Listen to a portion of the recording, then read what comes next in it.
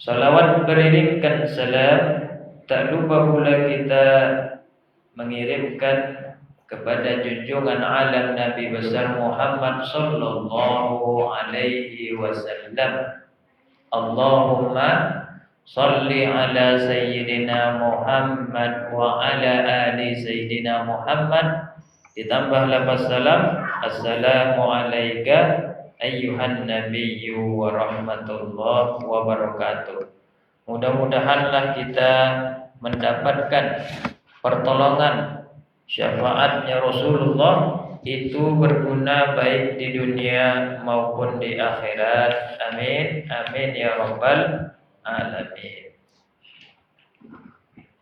Kaum muslimin sidang jemaah Jumat yang dimuliakan Allah,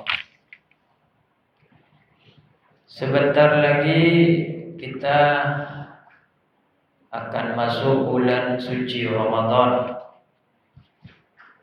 Dan di bulan ini sudah di bulan Sya'ban, bulan ke-8 dalam tahun Hijriyah atau tahun Islam. Ada amalan di bulan Sya'ban, yaitu di malam pertengahan bulan Sya'ban atau nisfu Sya'ban, yang tahun ini akan tepat pada tanggal 1 Februari malamnya atau malam ke-2 Februari. Sekarang kita tanggal 12 Sya'ban. Besok tanggal 13, tanggal 1 berarti tanggal 14. Karena perpindahan tanggal di tanggal Arab adalah setelah kita maghrib, beda sama kita tahun Masehi setelah jam 12 malam.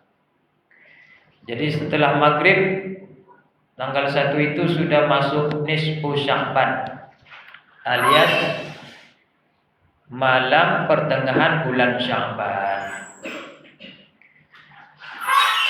Dari Mu'az bin Jabal, Rasulullah bersabda, yattali Allah azza wa jalla ala khalqihi lailatan nisbi min Sya'ban wa yaghfiru li jami'i khalqihi illa li musyrikin wa musyahidin.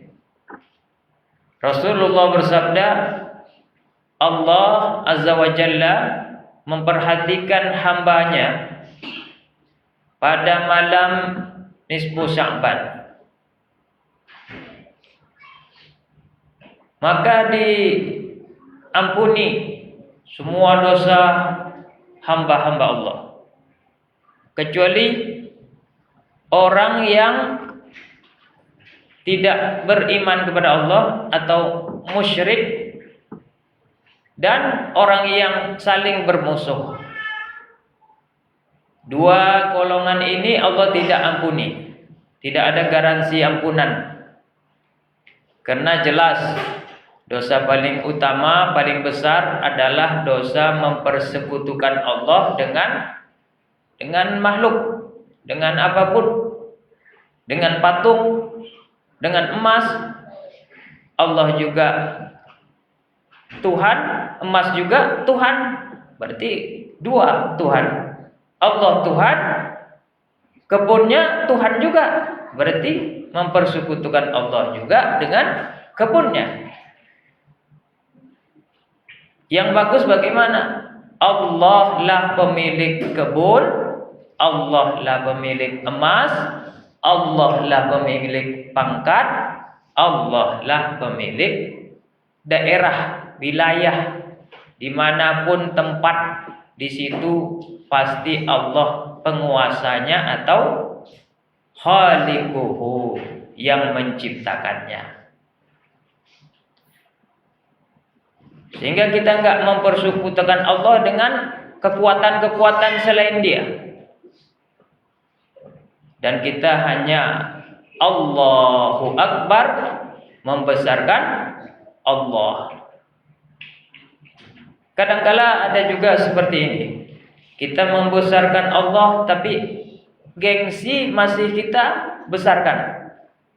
Jadi kita membesarkan Allah dan membesarkan diri kita gara-gara lagi gengsi. Ini bagus nggak? Ini juga harus tidak dibiasakan. Gengsi itu kadang-kadang tidak perlu diikuti. Gara-gara gengsi kadang-kadang salah tatanan hidup kita, sehingga perlu diri kita ini untuk tenang ataupun berendah diri saja. Tidak perlu ikut-ikut gengsi, membesarkan aku ini adalah si itu, aku ini adalah si ini misalnya. Membesarkan diri, membanggakan diri, sehingga Allah pun hilang ketika kita lagi sombong itu. Ini tidak baik. Yang kedua, orang yang lagi bermusuh. Betapa banyak orang yang tidak akur dengan tetangga. Gara-gara masalah lagi bikin kamar misalnya, tetangga itu ada pasir tanah di depan rumahnya, susah kita untuk lewat di depan rumahnya, sehingga nggak akur. Bermusuhan kita sama tetangga, bermusuhan anak kita dengan anak tetangga, anaknya akur, sorenya kita masih bermusuhan sampai sekarang.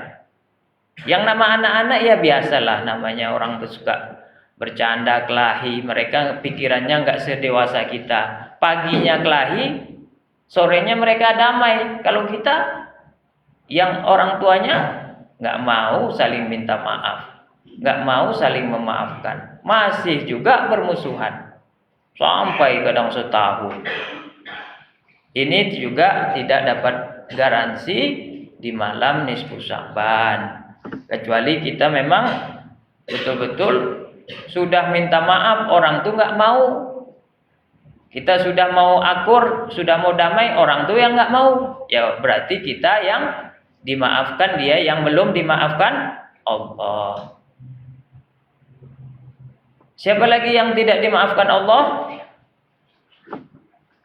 Al-baghi, orang yang lagi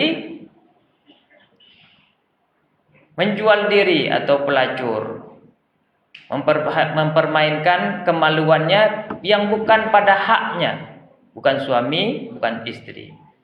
Nah, kalau malam itu ada yang menjual diri, juga Allah masih tidak kasih ampunan. Kemudian siapa lagi? Al-asyar, orang yang masih rentenir atau pemungut-pemungut pajak. Bukan pajak-pajak yang legal, pajak yang ilegal masih banyak di masyarakat kita ini. Rentenir-rentenir yang mengambil keuntungan besar, orang butuh, lalu dia minjam sama dia, dinaikkanlah bunga, akhirnya sesak-sesaklah napas orang untuk bayar utang. Ini juga belum dapat ampunan pada malam Lail nisfu Sya'ban tadi. Kecuali dia bertobat, ya Allah, kayaknya pekerjaan saya selama ini udahlah, saya tinggalkanlah, saya nggak mau lagi menjual diri, ataupun saya nggak mau juga main kupu-kupu malam, udahlah sampai malam ini saya bertobat, itu masih dapat ampunan. Atau ya Allah, saya rentenir sudah 10 tahun, malam ini saya bertobat ya Allah, udahlah, nak mau main-main hal-hal yang kayak gini lagi, ini juga masih dapat ampunan Allah. Inilah ampunan yang Allah berikan pada malam nisfu Sya'ban, yang tepat pada malam kedua Februari di tahun ini, di bulan Sya'ban ini. Apa amalannya? Boleh kita sholat sunat, boleh juga membaca surat Yasin 3 kali saja. Lebih daripada itu boleh. Tidak melakukan sholat sunat dan tidak baca Yasin boleh, karena ini hukumnya sunnah. Jika dikerjakan dapat pahala, jika tidak kita lakukan malam itu, tidak ngapa-ngapain, asal tidak maksiat tadi saya bilang, tidaklah dapat dosa dari Allah. Fa'tabiru ya ulil absar la'allakum tuflihun.